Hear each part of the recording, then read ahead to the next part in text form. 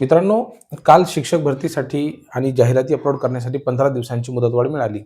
तर ही मुदतवाढ आणखी वाढण्याची त्या ठिकाणी शक्यता आहे. म्हणजे जरी 15 दिवसांची दिली त्यांनी, त्याच्यामध्ये आणखी 8-10 दिवस त्याच्यामध्ये वाढू शकतात. काल नांदेड जिल्ह्याची सुद्धा एक यादी होती माध्यमिक शाळांची, जी यादी लीक झाली असंच म्हणता येईल, कारण की तशा पद्धतीने ती बाहेर येऊच शकत नाही. बरं, ही जी यादी अशी बाहेर येत आहे, ती योग्य आहे का? बाहेर कशी आली? कोणत्या वर्गाच्या जागा त्याच्यामध्ये आहेत? रोस्टर कंप्लीट झालं म्हणजे ॲड्स जनरेट झाल्यात का? कोणत्या विषयांच्या जागा त्या ठिकाणी असू शकतात? आयुक्तांचं नेमकं या संदर्भामध्ये काय मत आहे? आणि आणखी एक यादी आहे साधारणतः 760 विद्यार्थ्यांची, की ज्यामध्ये त्यांची सगळी माहिती हे म्हणजे शैक्षणिक पात्रता, व्यावसायिक पात्रता, जन्मतारीख आणि त्यांचे गुण सगळं हा जो डेटा आहे तो गणित आणि विज्ञान या विषयासाठीची एक पीडीएफ सगळ्या टेलिग्राम ग्रुपवरती ती फिरत आहे. आता ती कुणी जनरेट केली? त्याच्यावरती कारवाई होऊ शकते का? आणि त्या संदर्भामध्ये आपण नेमकं काय करणार आहोत? आणि ज्या 760 विद्यार्थ्यांचा डेटा लीक झालेला आहे, त्यांच्यासाठी ही गोष्ट किती घातक असू शकते या संदर्भामध्ये आपण माहिती जाणून घेणार आहोत. सुरुवातीला हे बघा विद्यार्थी मित्रांनो, हे अतिशय चांगलं झालं की 15 जून पर्यंत जी आहे तर ती मुदतवाढ त्या ठिकाणी मिळालेली आहे. ही गोष्ट चांगली झाली, ठीक आहे की नाही? 15 जून पर्यंत आता जास्तीत जास्त जाहिराती ह्या येऊ शकतात. यामध्ये कुठल्या जाहिराती येतील एक गोष्ट आपण सर्वांनी लक्षात घेतली पाहिजे, की जिल्हा परिषद, नगरपालिका आणि मनपा यांच्या ज्या जागा आहेत विद्यार्थी मित्रांनो, जर समजा आपण टोटल जागांची संख्या जर 100 पकडली, तर ह्या ज्या आहेत सगळ्या मिळून ह्या 30% जागा येतील. आणि उर्वरित ज्या खाजगी व्यवस्थापनाच्या शाळा आहेत, ठीक आहे, त्यांच्या त्यांच्या जी संख्या असेल तर ती जवळपास किती असेल? 70%. आता खाजगी व्यवस्थापन म्हटल्याच्या नंतर त्यामध्ये सर्व आलं, ठीक आहे. अंशतः अनुदानित शाळा सुद्धा आल्यात आणि खाजगी व्यवस्थापनाच्या सगळ्या शाळा आल्या, ठीक आहे. अंशतः अनुदानित, ठीक, हे दोन्ही प्रकारच्या शाळा त्याच्यामध्ये येतील. ही गोष्ट आपण सर्वांनी लक्षात घ्यायची आहे. आता सगळ्यात कमी जागा ह्या कोणत्या येतील? तर 1 ते 5च्या कमी येतील जागा, 6 ते 8च्या जागा ह्या कमी येतील आणि 9वी-10वीच्या सुद्धा जागा कमी येतील. कोणत्या वर्गांसाठीच्या? विदाऊट इंटरव्ह्यूच्या, ठीक आहे. 1ली ते 5वी कमीच, 6वी ते 8वी त्याच्यापेक्षा कमी आणि 9वी-10वी त्या पण डेफिनेटली कमीच येतील. 11वी-12वीच्या जे थोड्याफार प्रमाणावरती जागा येतील ह्या तिघांच्या, जिल्हा परिषद, नगरपालिका आणि महानगरपालिका. आता यामध्ये खाजगी व्यवस्थापनाच्या ज्या काही शाळा आहेत, मोठमोठ्या संस्था, की ज्या विदाऊट इंटरव्ह्यूला अप्लाय करतात. आता तुम्ही एक गोष्ट लक्षात घ्या, ही जी नांदेडची यादी लीक झाली की नाही, यामध्ये अशा 2-4 संस्था अशा आहेत की ज्यामध्ये मला पहिल्या टप्प्यामध्ये एक संस्था आली होती आणि एक संस्था, 2 संस्था ह्या दुसऱ्या टप्प्यामध्ये आल्या होत्या. याच्यामध्ये श्री शिवाजी मोफत एज्युकेशन सोसायटी कंधार, तालुका कंधार, जिल्हा नांदेड, या ठिकाणी माझं 11वी-12वीसाठी फिजिक्ससाठी इंटरव्ह्यू होता. आणि दुसरं म्हणजे कुठलं, ज्या ठिकाणी माझं सिलेक्शन झालं होतं, श्री शारदा भवन एज्युकेशन सोसायटी नांदेड, बरोबर आहे, म्हणजे यशवंत महाविद्यालय सरळ. तर ह्या दोन्ही संस्थांची माहिती मला बऱ्यापैकी आहे. याच्यामध्ये आणखीन एक असायला पाहिजे होती, की जे नांदेड एज्युकेशन सोसायटी आहे, खूप चांगली सोसायटी आहे, ठीक आहे. तर ती एक जबरदस्त अशी संस्था आहे. अशा 3 संस्थांची माहिती मला आहे.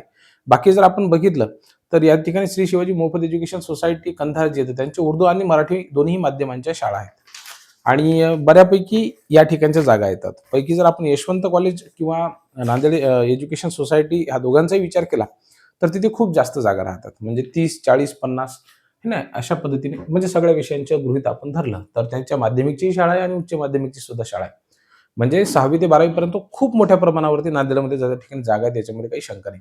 मी हे तुम्हाला पहिल्या दिवसांपासून वारंवार सांगत आहे, की ह्या ज्या आस्थापना आहेत यांच्या जागा कमी राहतील, ह्यांच्या कशा राहतील? जास्त राहतील. म्हणजे विदाऊट इंटरव्ह्यू जागा कमी राहतील आणि विथ इंटरव्ह्यू जागा जास्त राहतील. म्हणून मुलाखतीची तुम्ही तयारी करा. आता ही जी काही नांदेडची लिस्ट ही त्या ठिकाणी आपण बघितलं तर लीक झालेली आहे. तर हे मला असं वाटतं की कुठेतरी चुकीचं आहे, ठीक आहे.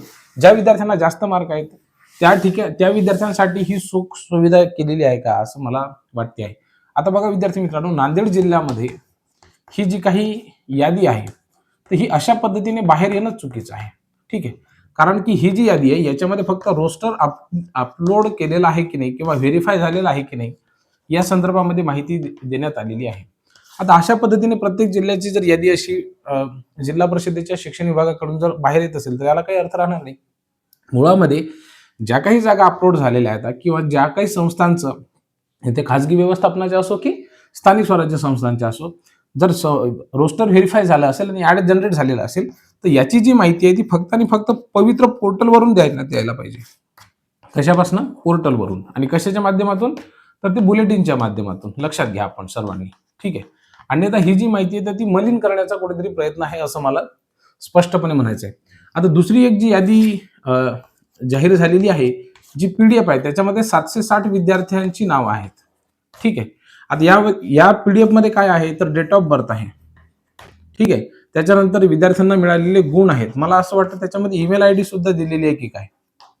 ठीक आहे. आता तुम्ही विद्यार्थी मित्रांनो आणि त्यांचे गुण सुद्धा आहेत ना. आता एक गोष्ट लक्षात घ्या, तुम्ही जर तुमचं आधार कार्ड बघितलं असेल, पॅन कार्ड बघितलं असेल, तर त्यावरती कुठली गोष्ट राहते, तुमचं नाव राहते. ठीक आहे. दुसऱ्या नंबरला काय राहते, तुमची जन्मतारीख राहते. मागच्या साईडला काय राहते, तुमची ऍड्रेस राहते. आता तुम्ही पॅन कार्ड बघा, त्याच्यावर काय राहते, तुमचं नाव राहते.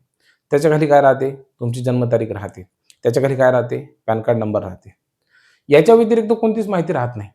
ही जी जन्मतारीख आहे ना, ही सगळ्यात महत्वाचं फॅक्टर आहे. तो तुमचा गोपनीय डेटा आहे आणि तो जर तुम्ही लीक करत असाल तर ही चांगली गोष्ट नाही, लक्षात घ्या.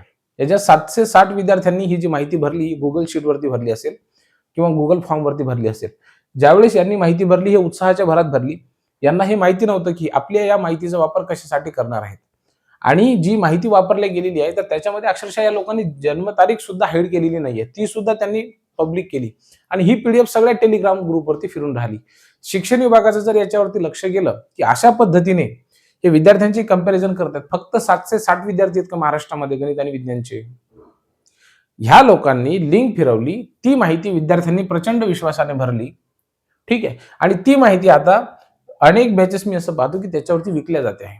म्हणजे तुम्ही हे चुकीच्या पद्धतीने विद्यार्थ्यांचा डेटाचा वापर अशा पद्धतीने करत आहात. ही जर गोष्ट शिक्षण विभागाला माहिती झाली आणि त्यांनी जर मनावर घेतलं तर ते खूप वाईट होऊ शकतं, हे जी PDF लोक सर्क्युलेट करत आहेत ते. म्हणून या व्हिडिओ पाहणाऱ्या विद्यार्थ्यांना माझी विनंती आहे की तुम्ही कुठल्याही पद्धतीची PDF वगैरे काही शेअर करू नका. भावांनो, उगाच घरकावून चौकट गळ्यामध्ये आणू नका. हे अशा पद्धतीने आहे. तर माझी तुम्हा सर्वांना एक पुन्हा एकदा विनंती आहे की जरी यांनी 15 दिवसाची मुदतवाढ दिलेली आहे, त्यामध्ये डेफिनेटली आणखी 8 दिवस वाढ होतील. म्हणजे साधारणतः 21 जून पर्यंत हे काय करतील, 21 किंवा 22 जून पर्यंत यांना जागा ऍड करायला, जाहिराती जनरेट करायला, त्या वृत्तपत्रामध्ये पब्लिश करायला एवढा वेळ देतील. आणि त्यानंतर 30 जून पर्यंत काय करतील, हा जो डेटा आहे तो सगळा व्यवस्थित अरेंज करून मला असं वाटतं की 1 जुलैपासून तुम्हाला प्राधान्यक्रम द्यायला ते सुरुवात करतील. विद्यार्थी मित्रांनो, लक्षात ठेवा, हा तुमच्याकडे अत्यंत महत्वाचा वेळ आहे. विदाऊट इंटरव्ह्यूच्या जागा कमी राहणार आहेत. तुम्ही हा माझा शब्द लिहून घ्या.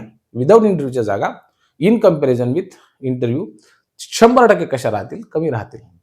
आणि म्हणून तुम्ही आतापासून मुलाखतीची तयारी करा. तुम्हाला जर असं कन्फर्म वाटत असेल की मला माझी जॉब सिक्युअर करायची आहे, तर एकाच 3 या पद्धतीने तुम्हाला मुलाखती येतील. त्या मुलाखतींची चांगली तयारी करा. बाकीच्या कुठल्याही गोष्टींमध्ये स्वतःचा अमूल्य असा वेळ निरर्थकपणे गमावू नका, ही माझी तुम्हाला स्पष्ट विनंती आहे. जर तुम्ही माझ्यापेक्षा लहान असाल तर तुम्हाला मोठा भाऊ म्हणून सांगतो, आणि जर तुम्ही माझ्यापेक्षा मोठे असाल तर मी तुम्हाला विनंती करून सांगतो, ही अमूल्य संधी आहे तुमच्या आयुष्यामध्ये आलेली, याला वाया घालवू नका. ठीक आहे.